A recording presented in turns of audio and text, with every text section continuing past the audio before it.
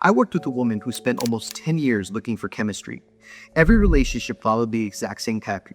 There was instant attraction, intense connection, consistent communication, strong chemistry, and then an emotional collapse. She had been told by friends on social media, even by her therapist, the heart wants what the heart wants. You can't force chemistry. Don't choose someone you're not excited about. She kept choosing the man who gave her the strongest feeling, and when I looked at her dating history, the pattern was impossible to miss. The strongest spark consistently appeared with men who were emotionally avoidant, inconsistent, unavailable, or driven by validation. And the men she dismissed emotionally stable, intellectual, respectful, consistent. She said the same thing about them all. I just didn't feel the chemistry. Here's what nobody ever told her. The spark she was chasing wasn't a signal that someone was right for her. It was her nervous system responding to unpredictability. The most dangerous advice a marriage-minded woman can receive is to, quote, follow the spark. To trust that if it's meant to be, it should feel intense immediately. Attraction matters, but the strongest feelings are not always pointing you in the right direction. I'm Dr. Tony Anglero. Today I'm going to show you what the spark actually is, what to look for instead, and the shift that changes who you end up with. The spark is not what you think it is. Women repeatedly get their strongest attraction towards men who are emotionally inconsistent, hard to read, intermittent with attention, emotionally avoidant, and there is a simple reason why. Unpredictability activates the brain's reward system. That dopamine hit creates anticipation, hyperfocus, emotional craving, and obsessive thinking. And women interpret that activation as meaning the connection must be special. Meanwhile, emotionally stable men initially feel calmer, slower, less intoxicating, like something is missing. But it's not because you're incompatible. It's because they're not triggering that same cycle of uncertainty and relief that your brain has learned to read as attraction. What the spark often actually is, neurologically, is emotional uncertainty, novelty, reward anticipation, and nervous system arousal, not compatibility. And that distinction is huge.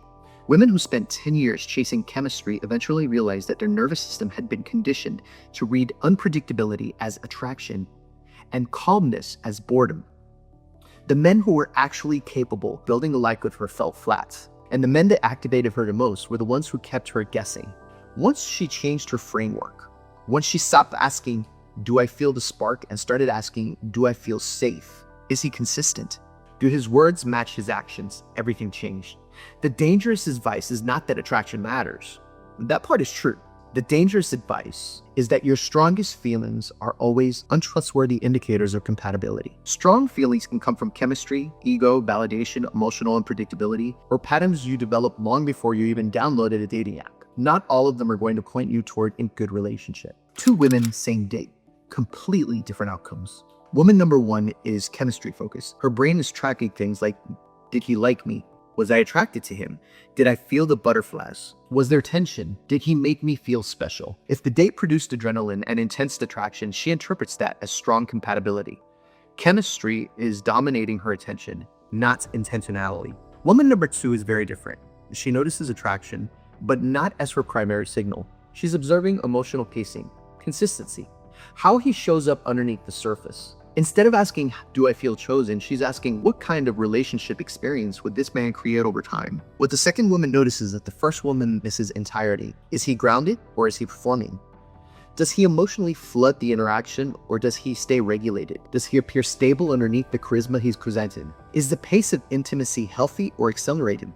Men who are emotionally unavailable or seeking validation often create premature closeness, intense self-disclosure, future talk, and emotional intensity very easily. She knows how to read that pacing. Do his words match his behavior? How does he handle boundaries? How does he feel in her body after the date? Is she calm or anxious? Grounded or unsettled? Emotionally safe? Or like she needs to perform to keep his interests?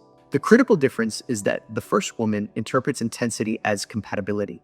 The second woman understands that intensity can come from incompatibility, uncertainty, or emotional unpredictability. So instead of chasing the strongest feeling, she evaluates sustainability, safety, consistency, and emotional health. If this is landing for you and you're ready to stop leaving your dating life to chance, I work with marriage-minded women to identify their specific patterns, understand what's been driving their results, and build a real system for finding a compatible partner. The first step is a consultation where we will look at exactly what's been happening in your dating life and whether this program is the right fit. The 30-day mistake that costs within years. Here's what actually happens. Strong chemistry, consistent texting, frequent communication, future talk. It feels different this time. And because the attention feels good and the connection feels exciting, something shifts. She moves from, am I evaluating this man, to, I hope he chooses me. And from that moment, she stops observing. She starts performing instead of slowly watching for consistency, emotional stability, follow through, values alignment, and commitment behavior. She begins emotionally attaching to potential, how he makes her feel in the moment, to who she hopes he is going to be. Here's the reality. A man can text consistently, he can be affectionate, talk about the future, and spend a lot of time with her, and still be completely undecided about long-term commitment. Emotional closeness is not the same as intentional commitment, and the apps are designed to accelerate that emotional closeness before any real evaluation has happened. 6 months after the cost became clear, she realizes she overlooked inconsistency, rationalized mixed signals, and bonded emotionally before the trust was actually earned. She is now attracted to the version of him she hoped he would become, not the pattern he consistently showed her. That line is worth sitting with, because it's where most of the heartbreak actually lives. The women who navigate this well learn one thing: stay in evaluation mode. Don't confuse attention with intention. Don't confuse chemistry with compatibility. And don't confuse emotional intensity with commitment. These patterns tell the truth long after the chemistry fades. And the one question that keeps you in this mode is, what evidence do I have that this man is actually capable of building the life that I want? Not does he like me, not is there chemistry. What evidence exists that this man can build what I'm looking for? That question keeps you strategically observant instead of reactive. And when a woman stays in that mode for the first 60 to 90 days, something remarkable happens. She stops over-investing in men who were never serious. She catches inconsistency faster. She notices when words and actions don't match. She becomes less impressed by charm and more attentive to patterns. And here's the one that surprises most women. She becomes more attractive to emotionally healthy men, because secure marriage-minded men are drawn to women who move intentionally, pace their emotional investment wisely, and evaluate carefully rather than chase intensity. Marriage ready versus just wanting to be married. A woman who just wants marriage was often focused on the outcomes: the ring, the timeline, the fear of running out of time. Her energy is driven by urgency, anxiety, and emotional scarcity. When she dates, she's unconsciously asking, can this finally become my relationship? She may overlook incompatibility, accelerate emotional attachment, ignore red flags, or try to secure commitment before trust can actually be established. Marriage becomes the goal instead of being the natural result of choosing the right person well. A marriage-ready woman is different. She is psychologically prepared not just to obtain a relationship, but to build and sustain a healthy one. Her mindset is grounded in discernment and self-awareness. Instead of asking, how do I get married, she asks, how can I realistically build a stable, aligned, emotionally healthy life with this person over the next few decades? That question changes the entire landscape. She moves slower emotion.